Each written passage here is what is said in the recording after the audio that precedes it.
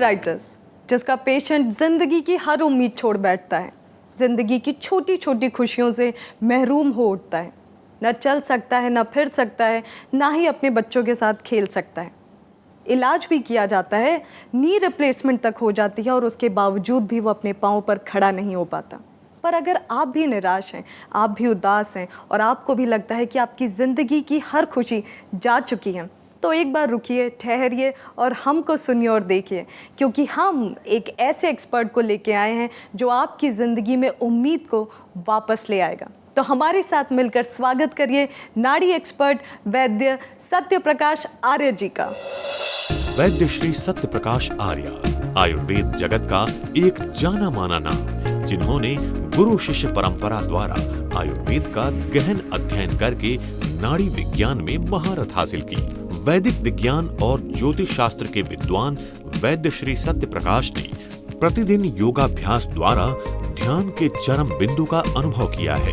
वे नाड़ी परीक्षण से न सिर्फ शरीर में छिपे रोग का पता लगा लेते हैं, बल्कि उस रोग का कारण भी जान लेते हैं।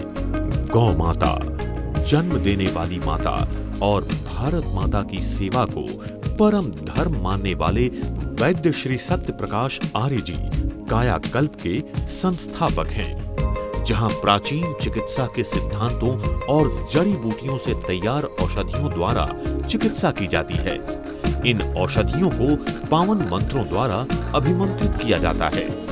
वैद्य जी के मार्गदर्शन में प्राचीन चिकित्सा द्वारा कायाकल्प का एक ही लक्ष्य है, रोग मुक्ति और सर्वांग उन्नति। तो दर्शकों, वैद्य जी हमारे बीच में आ चुके हैं, तो आइए उनसे बातों का सिलसिला शुरू करते हैं। वैद्य जी, केयरवर्ल्ड टीवी स्टूडियो में आपका बहुत बहुत स्वागत है। नमस्तुभ्यम नमस्तुभ्यम नमाम्यहम मम सहोदर। हे आर्यवर्त देश के रहने वाले मेरे हम उम्र भाइयों, आप सभी को मेरा नमस्कार है, स्वागत है आप। तो वैद्य जी, जैसा कि आज का हमारा विषय है अर्थराइटिस, यानी कि जोड़ों का दर्द, जो कि बहुत ही आम होता जा रहा है, तो ये हम जानना चाहेंगे कि ये आजकल आधुनिक ज़माने की देन है या पहले भी ये बीमारी थी?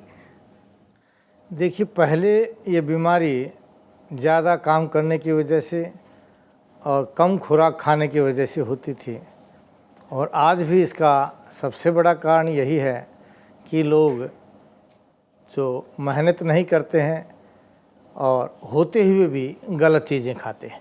आज पैसा है लेकिन उसके लिए बादाम प्रयोग करते हैं, ड्राई फ्रूट्स प्रयोग करते हैं, पैसा है चाय का प्रयोग करते हैं। मतलब आज जो कारण है वो पैसा होने के बावजूद भी गलत आहार विहार कारण है। पहले मजबूरी में था, लोग मेहनत करते थे, खाने को इतना मिलता नहीं था, इसलिए गठिया हो जाता था, या खूब मेहनत किया, एकदम पानी डाल लिया, गर्म सर्द होकर के गठिया हो जाता था। लेकिन आजकल सब कुछ होते हुए भी गलत आहार विहार के कारण, गलत दिनचर्या के कारण गठिया रोग बना हुआ। यहाँ तक कि कई लोगों की गठिया को निकाल दिया जा रहा है, आजकल रिप्लेसमेंट किया जा रहा है।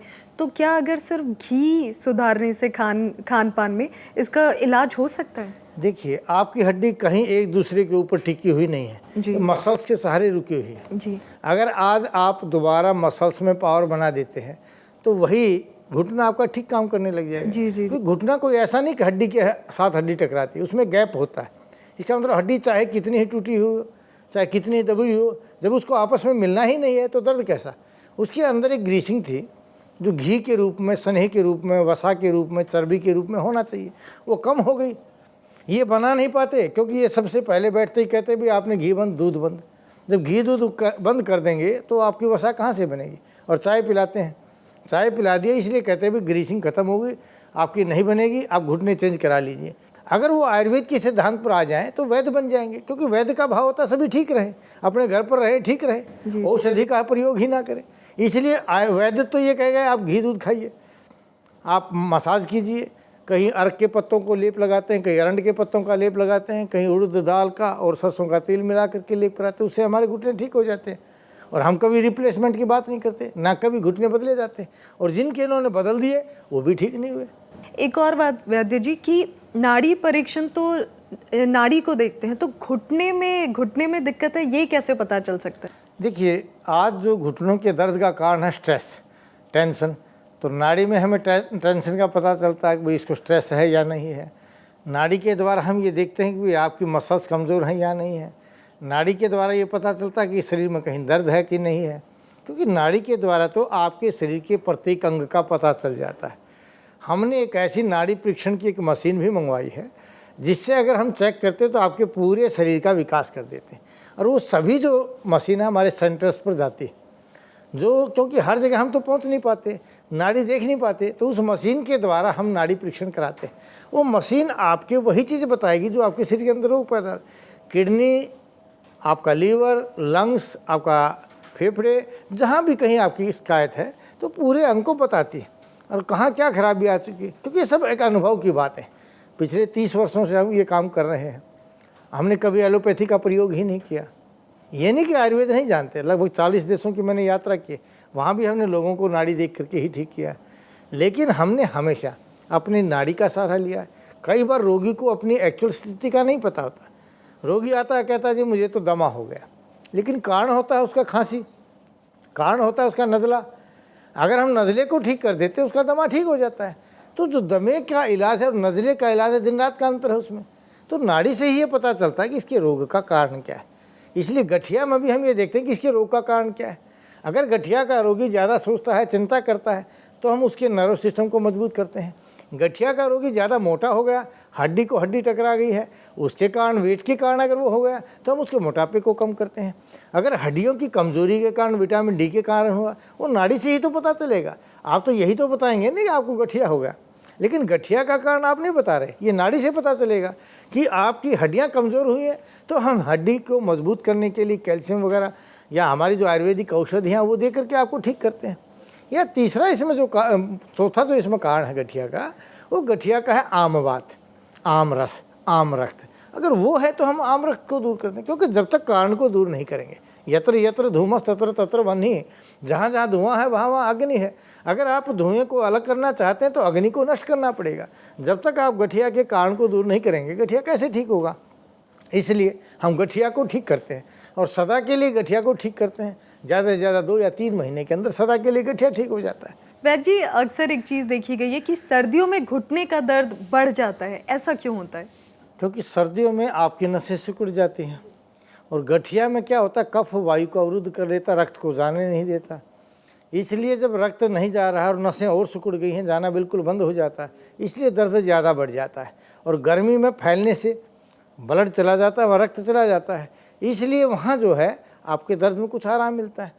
तो इसलिए हमारे यहाँ है हिंगवाष्टक चूर्ण है, लवण भास्कर चूर्ण है, उनके खाने से ही गठिया खत्म हो जाता है, क्योंकि गठिया जो है गैस का रोग है।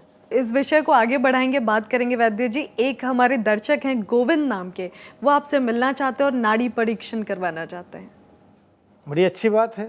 अगर वो अपने बारे में जानना चाहता है, इसी चीज़ के हम एक्सपर्ट हैं, हम बताएंगे उसको। बुलाइए। नमस्कार वैद्य जी। नमस्ते जी, बैठिए। तो गोविंद जी, आप कहाँ रहते हैं? यहाँ बम्बई में रहते हैं। आप बॉम्बे में रहते हैं?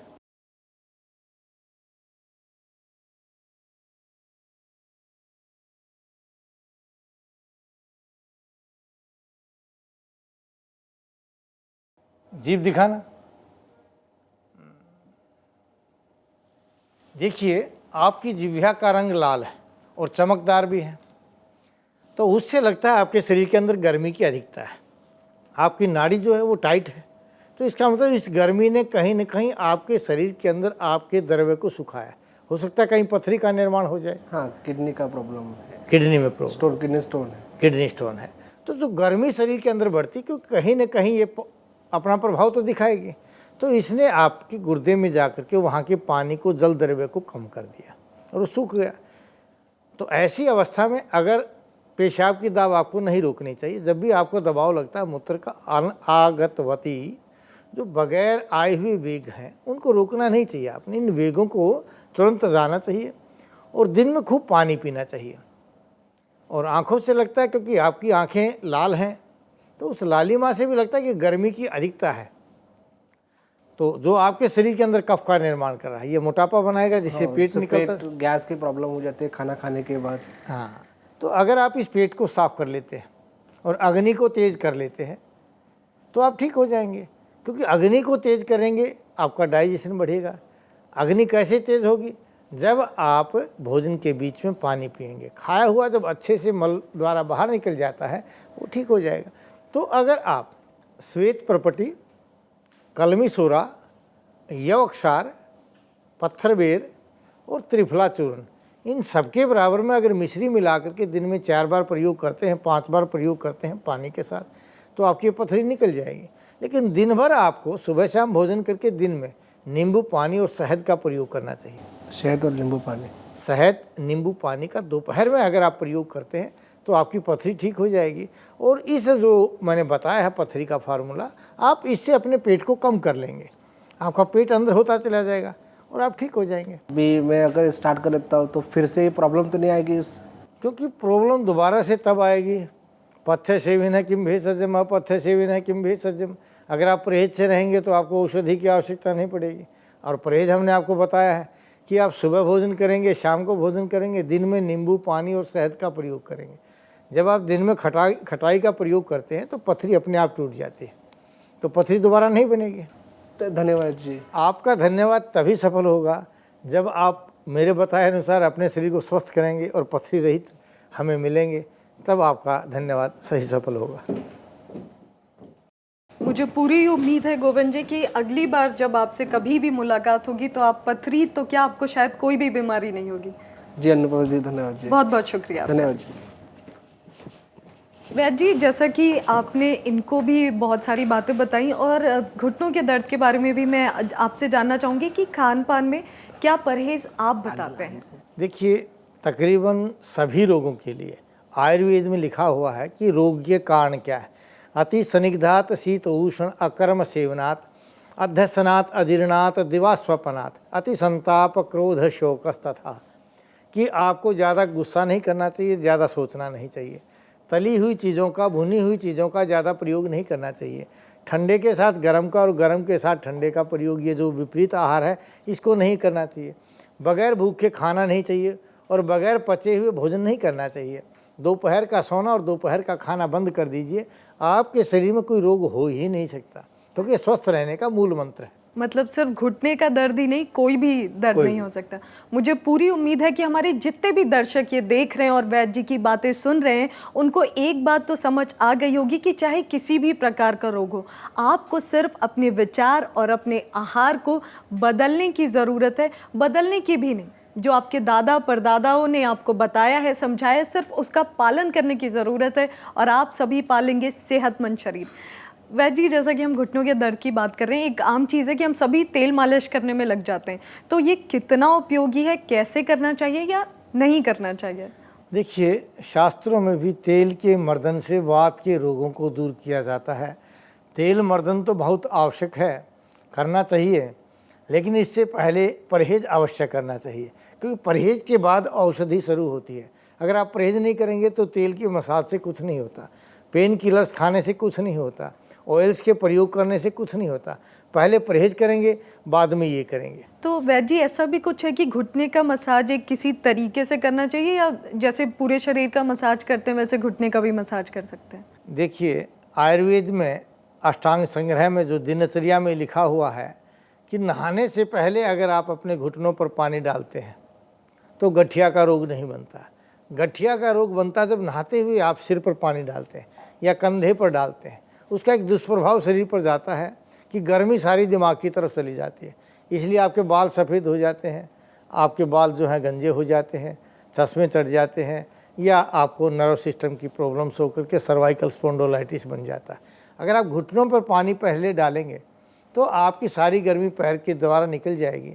और घुटनों में जो, क्योंकि ये कारण यूरिक एसिड के कारण भी होता है, यूरिया के कारण भी होता है, गर्मी बढ़ जाती है ब्लड के अंदर, तो गर्मी खत्म हो जाएगी, पैर से निकल जाएगी, तो गर्मी नहीं बढ़ेगी, गठिया ठीक हो जाएगी। वैद्य जी, आपने इतनी बड़ी और कमाल की बात बताई है। शायद ही किसी को ये बात पता हो कि हमें सर से नहीं पाँव से नहाना चाहिए, क्योंकि आमतौर पे हम सभी सर से नहाते हैं। तो हमारे जितने भी दर्शक ये सुन रहे हैं, कितना आसान है आपको आपकी बीमारी ठीक करना। शायद आप देख रहे हैं, सुन रहे हैं और समझ रहे हैं।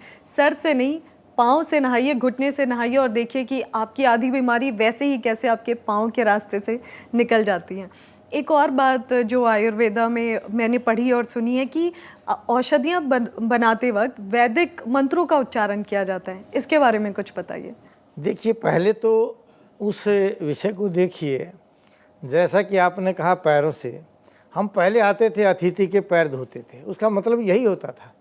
सभी जानते थे, लेकिन आज हम वो काम नहीं करते, अपनी परंपराओं को हम छोड़ते आ रहे हैं। वही आपकी एक चिकित्सा की व्यवस्था थी। रही बात मंत्रों के उच्चारण की, उसको औषधि बनाने की, मान लो हम और आप मित्र हैं, मैं आपकी कोई चीज़ पेन है आपको बार बार लेता हूँ, तो 3-4 बार लेने के पश्चात भी आप हड़क करके मुझे कहेंगे ये पेन अपनी जेब में रख लीजिए, क्योंकि बगैर पूछे अगर हम किसी चीज़ को ले रहे हैं तो उसमें गुस्सा आता है। इसलिए मंत्रोच्चारण का मतलब जिस औषध का आप निर्माण करते हैं तो उस औषधि से पहले प्रार्थना की जाती थी। औषधि का जो तरीका था, पहले दिन जाते थे, उस पर दूध चढ़ाते थे और औषधि की प्रदक्षिणा करते थे कि हे औषधि, मैं मानव कल्याण के लिए रोग निवारण हेतु आपको लेना चाहता हूँ। आप पूर्ण गुण और वीर्य युक्त होकर के मुझे ऐसा बल प्रदान करें कि मैं अपने रोगियों को रोग से मुक्त कर सकूं। उस औषधि को लेकर के फिर हम निर्माण करते हुए उसका फिर प्रार्थना करते हैं कि जिस औषधि का मैं निर्माण कर रहा हूँ, यह औषधि मानव कल्याण के लिए हो, रोग निवारण हेतु हो और अमृत की वर्षा करे। ओम नमः महाविनायकाय अमृतम रक्ष रक्ष मम फल सिद्धिम देहि देहि रुद्र वचनेन स्वाहा। इस तरह से हम भगवान की प्रार्थना करते हैं कि जिस औषधि का मैं निर्माण कर रहा हूँ, मर्दनम गुणवर्धनम, जिससे उसका गुण बढ़ेगा, ये औषधि अमृत का काम करे। ओम प्राची दिग अग्निरधिपति रसितो रक्षितादित्या ईश्वर तेभ्यो नमो अधिपतिभ्यो नमो रक्षत्रिभ्यो नमः ईशुभ्यो नमः एभ्यो अस्तु यो अस्मान् द्वेष्टि यम वयम द्विस्मस्तम वो जम्बे ददम। प्रत्येक दिशाओं से हम प्रार्थना करते हैं कि पूर्व दिशा में होने वाली प्रत्येक औषधि जो सूर्य से पैदा होती हैं, वे सभी औषधियाँ हमारे लिए बलकारक हों।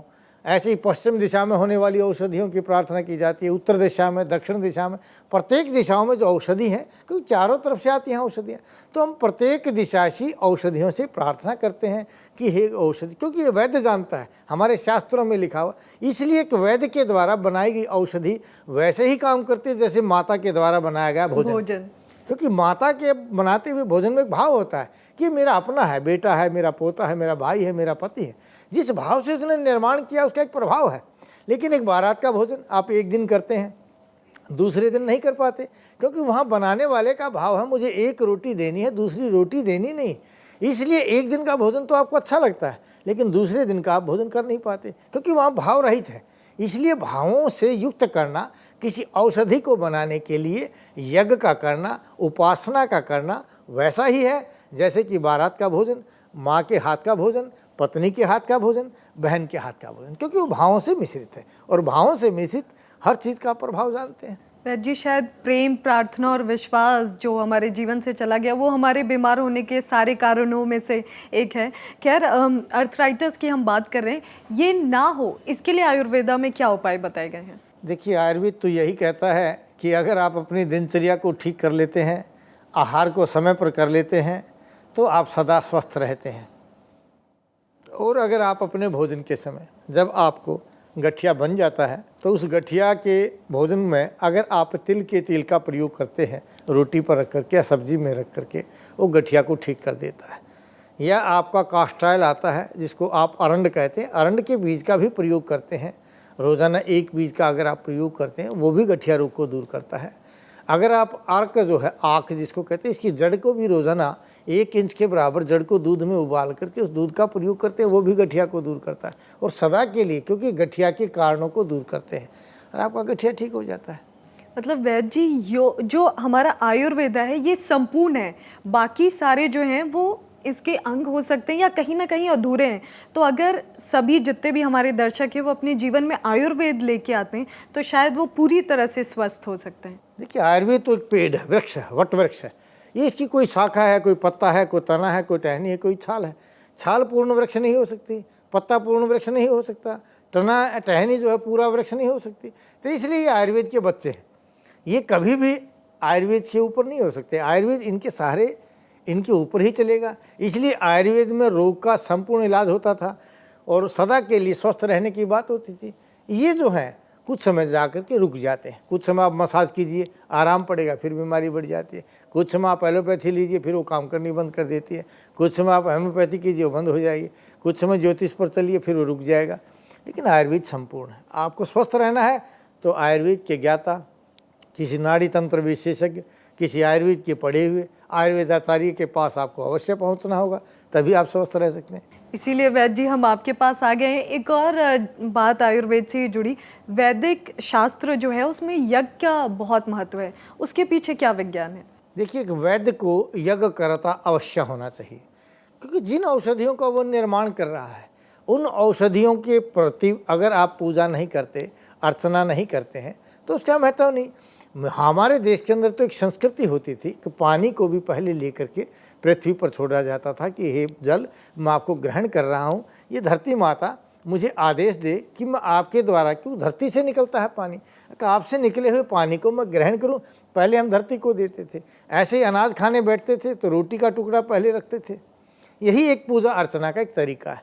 जब तक आप कोई भाग नहीं निकालेंगे, जिस औषधि का निर्माण कर रहे हैं पहले अग्निदेव को नहीं देते हैं, औषधि प्रभावहीन हो जाती है। अगर आप अपने बड़ों की सेवा नहीं करते हैं, आप भले ही कितना खाते रहिए, आपको कभी खून की कमी पूरी ही नहीं हो सकती। जब तक आप अपने बड़ों को नहीं खिलाएंगे, अपने उनकी सेवा नहीं करेंगे, दूसरों को नहीं खिलाएंगे, आप कितना ही खाते रहिए, आप कभी स्वस्थ नहीं रह सकते। आज रोगों का सबसे बड़ा कारण यही है कि हम उन भावों को छोड़ते जा रहे हैं, उन सांस्कृतिक विचारों को छोड़ते जा रहे हैं। तो आयुर्वेद में तो स्पष्ट लिखा है, अगर यज्ञ करता वैद्य नहीं है तो उसकी औषधि काम नहीं करेगी। इसलिए हम रोज़ाना अपना यज्ञ करते हैं, सुबह भी और शाम भी। हमारा पूरा स्टाफ भी यज्ञ करता है, हम भी यज्ञ करते हैं, उसके बाद औषधियों का निर्माण करते हैं। इसलिए हमारी औषधि प्रभावकारी है। हम गठिया को ठीक करते हैं सदा के लिए। वैद्य जी, मुझे पूरी उम्मीद है कि हमारे जितने भी दर्शक देख रहे होंगे वो वैद्य जी की इस बात को समझे होंगे। वो सिर्फ ये कहना चाहते हैं कि आपके पास जो भी है, चाहे वो कुदरत ने दिया हो, आपके माँ बाप ने दिया हो या भाई बहन ने दिया हो, उसका एहसानमंद होइए, शुक्रिया अदा करिए और फिर देखिए कि वो जो आपके अंदर भाव आएगा वो कैसे आपको सेहतमंद बनाता है। और वैद्य जी, अगर कोई पेशेंट आपके पास आता है, कोई रोगी जिसको घुटने की समस्या हो, तो आप उनका उपचार कैसे करते हैं? और ये भी दर्शक जानना चाहते होंगे कि आपके पास इसका क्या उपाय है? हमारे पास जो रोगी आता है, सबसे पहले तो यथाशास्त्रेषु निर्णीतम तथा व्याधि चिकित्सितम, जैसा शास्त्रों में कहा गया है वैसा हम उनको बताते हैं कि आप ऐसे आहार कीजिए, ऐसे आपको सोना है, इन चीज़ों का आपको प्रयोग करेंगे।